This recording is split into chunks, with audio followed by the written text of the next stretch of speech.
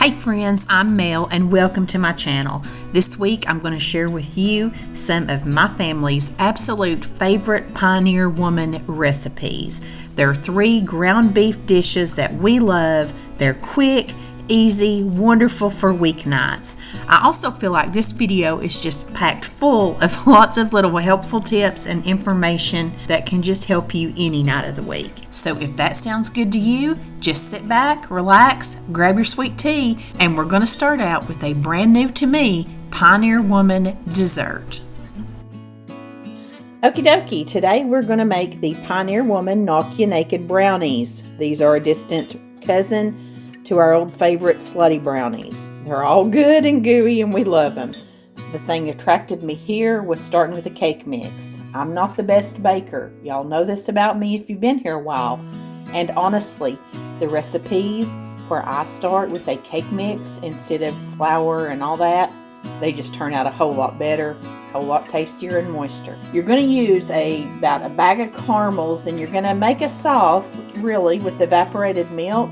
So I must have been ambitious and I bought the caramels, but honestly, this would probably work for that step just as fine, and it's really cheaper than buying this bag of caramels and melting them down on a double broiler. But hey, we're here for it today, so let's get started.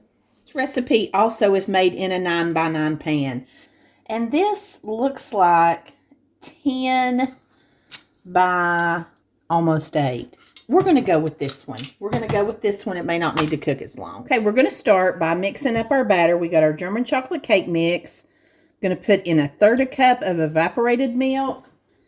And then this whole stick of butter, which is 1/2 cup of melted butter. And this is going to be stiff, but that's okay. That's just how it's supposed to be. The only difference that I know of between German chocolate cake and like a regular devil's food cake or chocolate cake mix is the German chocolate is a lighter color, kind of I guess, milder chocolate.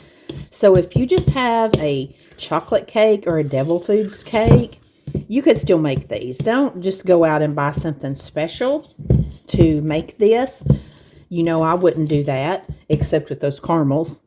But anyway, I just happen to be down to pretty much yellow cake mixes around here. But you can see this is nice and stiff, like a brownie batter. This recipe does call for pecans to be stirred in here. But we do have a nut allergy, so we're leaving the nuts out of ours. Okay, got my pan here. I'm going to spray it with this Baker's Joy. This is a non-stick cooking spray, but it also has flour in it. But it really does help when you're baking to keep stuff from sticking. And you're going to take half of this batter and spread it out in here. And now I am worried about my choice of pan. But I'm going to do my best to spread it out. I think we can make it fit. As you can tell, I am not a professional. If I am trying something new, 9 times out of 10, you're trying it for the first time right along with me. Yeah, we just go together. I'm not a professional. I never claimed to be. I'm just a mom and wife, and I like to try new things, and I like to share what I try and learn that's good. Now look, that's perfect. Why did I doubt this beautiful pan? It spread out perfectly. Now we're going to put this in a 350-degree oven. Bake it about 8 or 10 minutes and then let it set.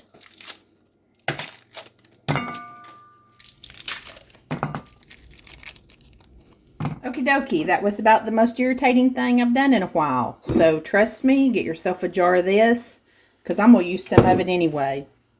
I'm making my little double broiler here. Got probably 1 inch or so of water in here boiling. Setting me a pan on the top of it. You want to be careful here. It's good if your pot can, or your bowl can kind of fit down in here without the steam escaping. That helps you maybe not get burnt. But you're supposed to have 60 caramels. That bag probably had about 40 in it. So I've got a little bit short. You're supposed to use 1/2 cup of your evaporated milk. I'm not going to go all in with that yet. So let's start letting this melt, and we'll keep stirring it, and hopefully it will just melt down and make a really nice gooey caramel sauce. I'm more of an instant gratification kind of person. We're getting there. Okay, here's where I might mess this recipe up, but I'm going to add some of this in here. And I need to heat this up with it because it's been in the refrigerator. It's going to mix together just fine. Got my caramel setting off here. I'm going to let it cool just a minute before we move on. I'm going to go ahead and do this step. You take your remaining batter, and she says turn it out on a surface, and you try to smush it out about the same size as the brownie that you have in your pan over here. And in Ree's world, you're going to take a big spatula and put it under here and lift it over there, and it's going to be perfect. I tell you, it's going to be good. I know it's going to be good. I love Pioneer Woman. I love her, but Ree, honey, I'm losing interest here. This is a little bit too much for a dump and go girl like me. So, this better be good, everybody. Just better love it, love it, love it. So this is what I've got. I don't know. Yeah, it looks like it'll come up pretty easy, but it's not the same size as that over there. So anyhow, now I've got that pretty much as ready as it can be. So now we're supposed to pour this caramel over top of here. Oh, that's pretty. I may have a few little chunks down in there that ain't perfectly smooth, but it's going to bake, so it should melt. Now you're supposed to take about 1/3 cup of these little chocolate chips and sprinkle them as evenly as you can. At this point in the recipe, I'm done measuring, so I'm just approximating. I guess that's why I'm not a good baker. Spread the love. Okay. You know, I didn't watch a video of Ree making this. I just read the recipe. So, I probably should have done that. Oh, it's pulling apart. Okay. I'm getting scared. I'm just going to loosen mine and tear it. Oh, this is a mess. Here's what we're doing. We're going to go in the quadrant method. We're going to try this in quadrants. Maybe I can lift it over there like that. Yes, much better. Of course, it is still tearing apart. It's not coming off. I should have sprayed my spatula. Okay, we're going to try it in pieces. Not quadrants. Just pieces of any kind. Let me know if you've made these brownies. You could probably do a whole lot better job than I have. Best I could do, Ree. Best I could do. Okay, I'm just going to take my fingers and I'm going to sort of treat this like crescent dough. I'm going to try to like smush it together, which is hard with this caramel. Mine are going to be very rustic looking. Let's just put them in the oven and see what happens. That's all I know to do at this point. About 20 or 25 more minutes. And then she actually says to remove them, and you're actually like going to put them in the refrigerator. And they have to really get set up, you know, with that caramel. We shall see, friends. We shall see. Here they are, hot out of the oven. You can see the caramel. And here are the knock you naked brownies. I pulled them out of the refrigerator so they could come back up to room temperature.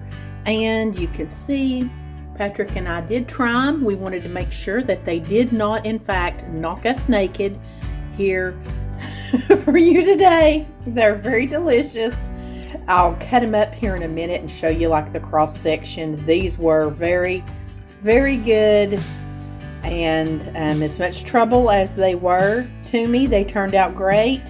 And I would probably make them again with all of my little easy tricks that I would throw in too. Tonight we're going to put together the Pioneer Woman Sour Cream Noodle Bake. The first thing you'll see is that I'm using half a box of penne. I don't like egg noodles.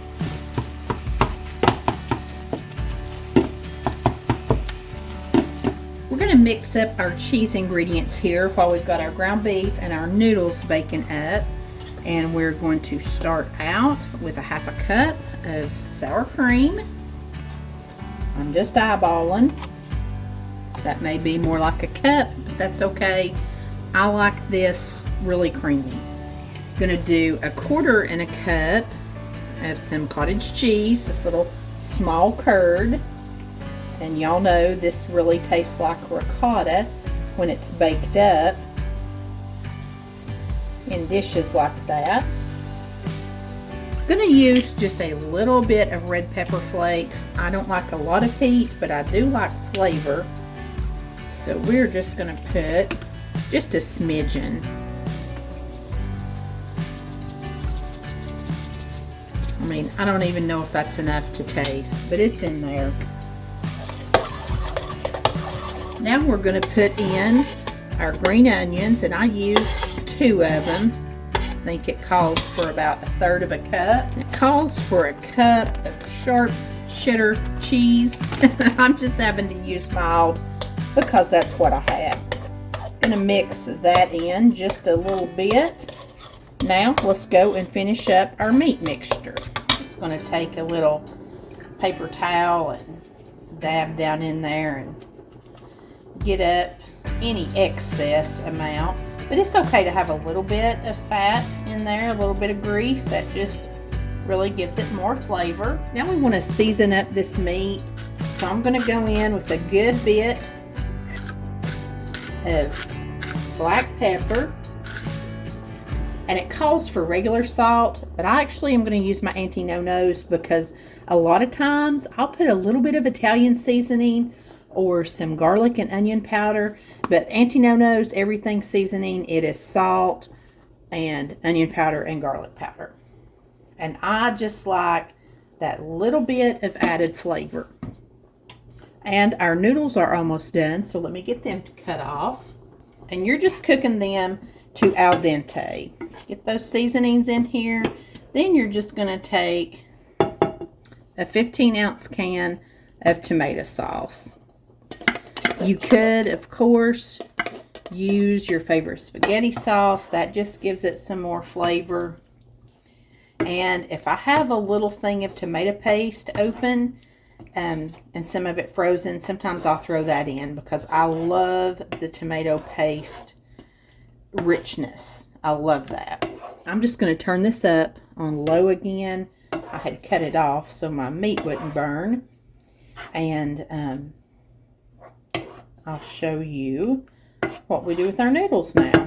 I've drained my noodles over here. And again, I'm not using egg noodles. I'm using penne. I'm going to stir these in to the cheese mixture just a little at a time.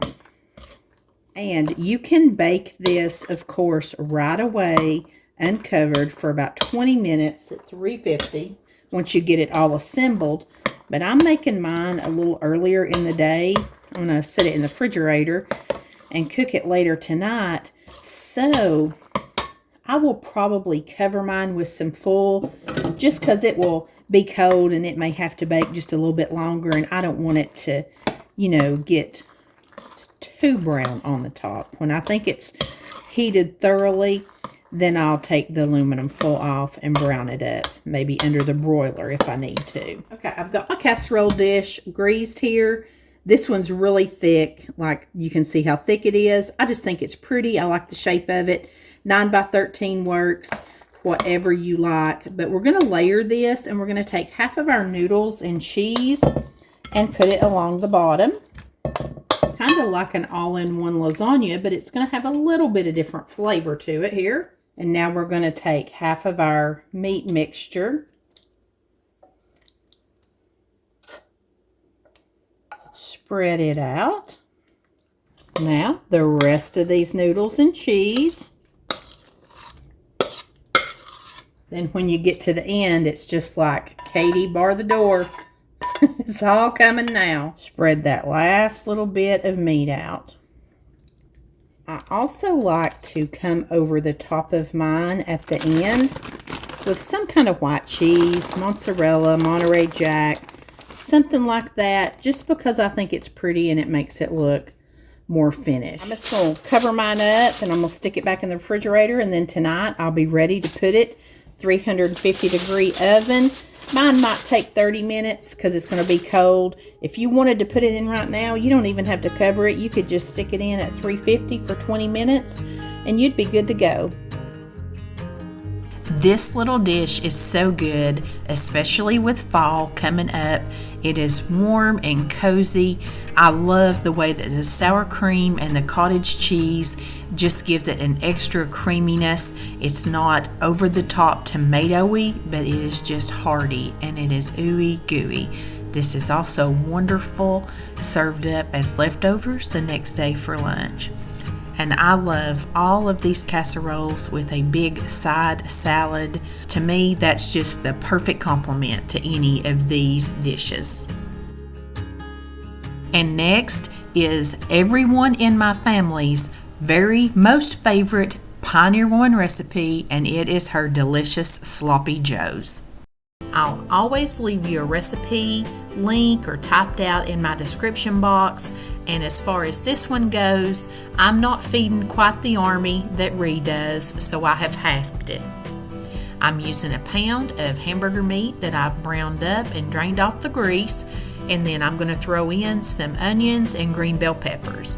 If you've been here, you know I like to buy these in the frozen section to have on hand for quick and easy nights when I'm just wanting to get dinner on the table.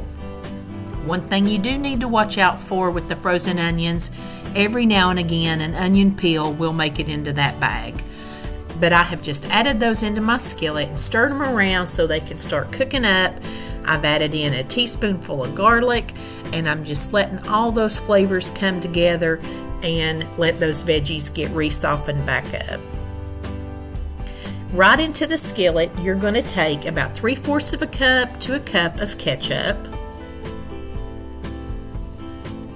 And then you're going to add in probably about a tablespoon of mustard. I'm just using regular old yellow mustard here. I had to open a new bottle of ketchup there, was running out. And then I'm putting in a big tablespoonful of tomato paste.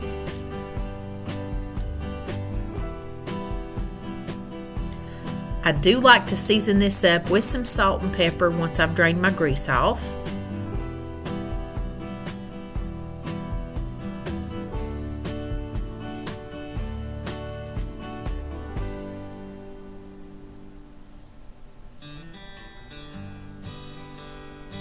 You're going to come in with some Worcestershire sauce, and you just use whatever you like. This one is pretty much to taste. This is another recipe where if you get pretty close with the measurements, you're going to have some good flavor. I throw in a tablespoon of brown sugar and a tablespoonful of chili powder.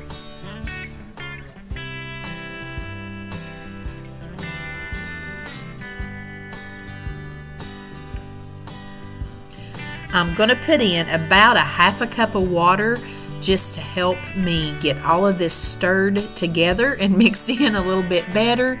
And it does make the sauce just come together really well. You've got to get a little bit of liquid in there to mix it up and get it to cooking in it. But don't worry, it will reduce down and get thick and delicious. This meal comes together so quick. It's all in one skillet. I used frozen veggies, so I didn't even have to use a knife or a cutting board or anything.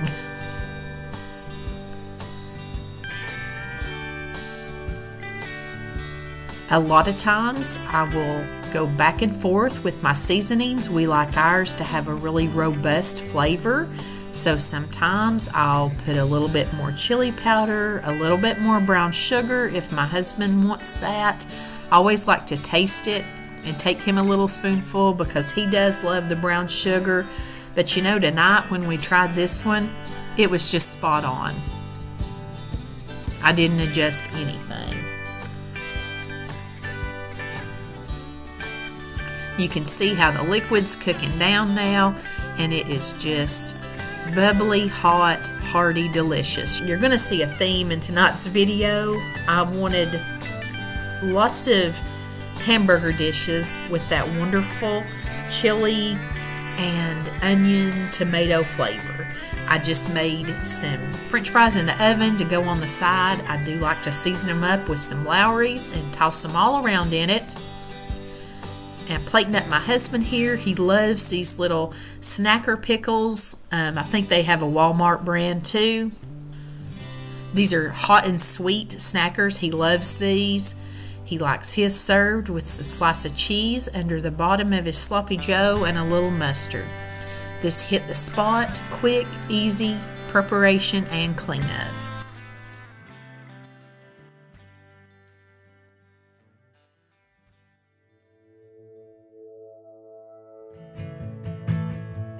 This recipe calls for a pound of ground beef, and I've been hearing you guys. You said you missed the frying pan confessions, and honestly, I've missed them too. I ain't got to talk to you in a while. So while I'm browning this up, I just want to say a really special thank you. My parents have been overwhelmed. They have enjoyed reading the comments on that Appalachian cooking video. You guys made their day, and you made mine too. That was so special to me. I just appreciate that so very much. To me, when you bring somebody to meet your family, that's just a real special thing. And I just feel like it brought us closer. That sounds silly, but I just wanted you all to get to know them a little bit. And I don't know, maybe help you understand me a little bit better.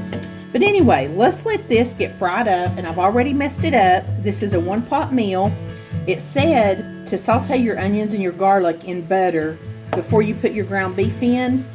I always forget that. So I'm just going to get my ground beef going, and I'll put my garlic and onions in here. So let me show you the rest of this. This is, like I said, a one skillet meal, which I love, and simple ingredients, just like everything I make. Okay, here's the goods. There's, of course, is my garlic and the butter, and I've got an onion chopped up over here. Worcestershire sauce. I'm just going to try to use the last of this Dijon that I've got here.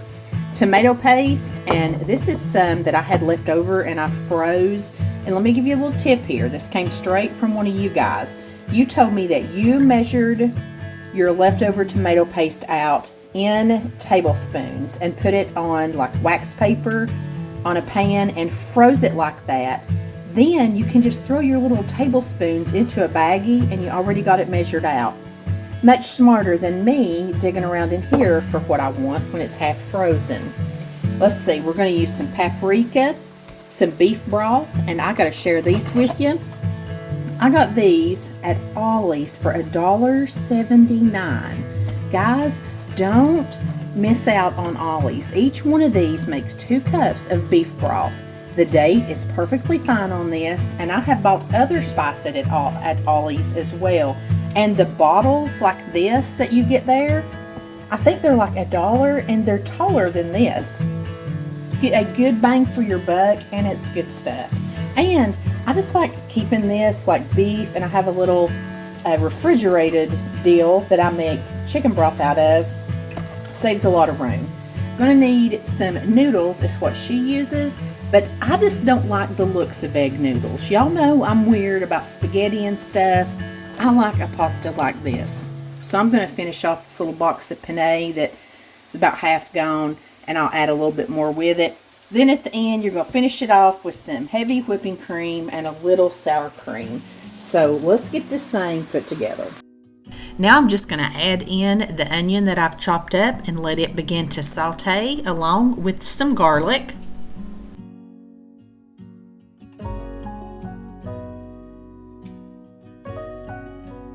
Always season this up with just a little bit of salt and pepper. And I'm throwing in some tomato paste just to give it the richness that I love, and let all of that come together. Now into this, I'm going to put my beef broth, and it calls for 2.5 cups of beef broth. Then it asks for an additional cup of hot water. So I just mixed it all together in my little thing here, so it looks kind of weak. But that's just because I put the extra water in here.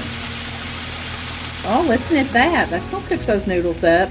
Now, it calls for 12 ounces of egg noodles. I told you I don't like the look of egg noodles, so I'm using this penne, and this box looks like about, looks like about half of it is gone. So this was a 16-ounce box, so that's about 8 ounces.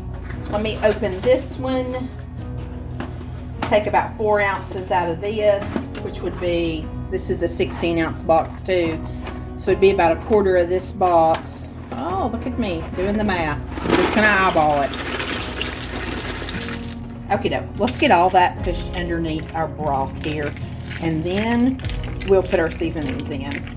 We're gonna do a tablespoon of grainy mustard, and like I said, I'm just gonna use this Dijon. I am getting to the bottom of this jar. I'm gonna use a teaspoon of paprika. It said like a dash of Worcestershire sauce. I'm gonna go like that because we really like the richness, and I'm putting a little bit more paprika too because I like the flavor. Now what we're gonna do is get all this mixed together, and then I'm gonna put a big lid on this, which if you've been here before, you know this is my biggest huge skillet here. I do not have a lid that fits it, so you're gonna see my big scrunchy pizza pan come out and go over the top of this, and you're just gonna cook it like this for about 12 minutes, just stirring it every now and again, and the noodles will cook down in here, and it'll start to thicken up, and everything should come right together. Then we just have one more little step, and this is done. This could even go in that little 30-minute meal category, which I love the one skillet, one dish meals, and I love the 30-minute meals, and I love it when they hit both those categories with the same thing.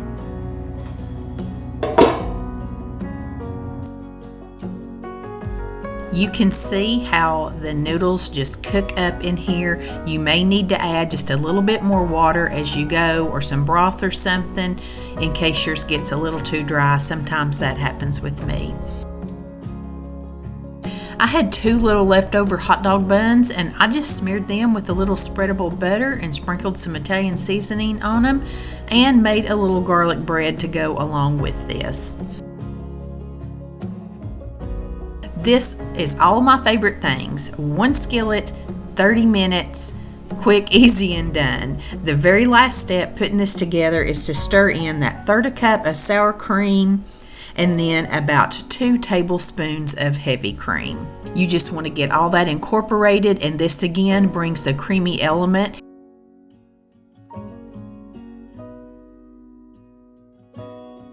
Now there is no cheese in this dish. You could definitely put it in there if you wanted to, but this is not a real heavy tomato Italian-y kind of cheesy dish. This is really a beef flavor that comes through, and it is so delicious. I like to top mine with some additional green onions there, and like I said, I think that a side salad is a perfect complement to any of these wonderful ground beef dishes. Thank you so much for being here this week. I hope that you have enjoyed all of these recipes. Hopefully you've learned a little bit from some of the mistakes that I've made. Let me know in the comments what your favorite Pioneer Woman recipes are. I'd love to try them too. Until next week, I send you love, as always, from my kitchen.